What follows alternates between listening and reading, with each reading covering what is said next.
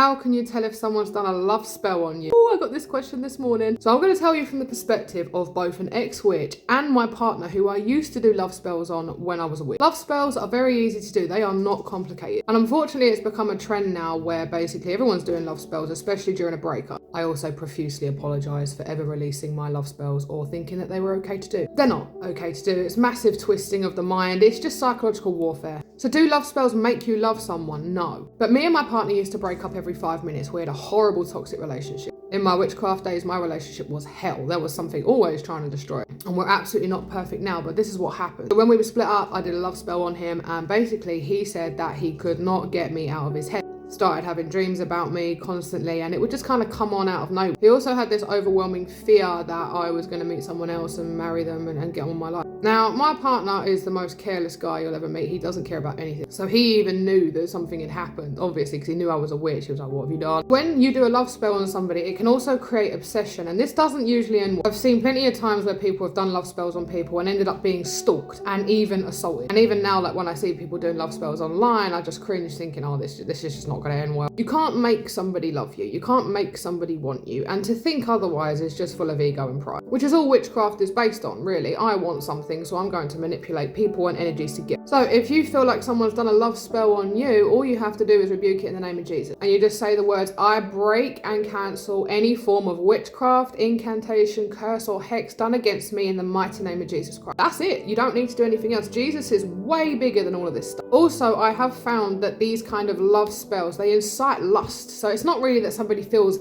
love for you. They lust off, which then brings in a spirit of lust, obviously, and as we know, the spirit of lust just causes utter carnage. And obviously when you do these kind of love spells and people get obsessed with you and you're no longer interested, like that's on you now. You have to do something about that. If you have done a love spell on somebody, I highly recommend repenting, renouncing it and breaking it in the name of Jesus. You are not going to get the results you want. And as with all magic and all spells, it doesn't last. That's why you need to constantly top them up. So it will last for a little while. You might get the text or the phone call from your ex that you want or whatever, but it will soon wear off, and then that person will enter into a state of confusion. Why am I here? I don't want to be here. Like, we broke up. Do you know what I mean? And I do right now actually find it quite sad that people feel the need to do love spells on somebody to be loved. Listen, if somebody wants you, they're going to be with you. You don't need to do any kind of magic. And sometimes the person you're doing a love spell on is the worst person you could possibly be. Trust God for who your partner is to be. Seriously. I highly regret ever doing love spells. I think it's one of my biggest regrets, actually. It makes me feel sick. But yeah, I hope that helps. Rebuke it in the name of Jesus. You're covered.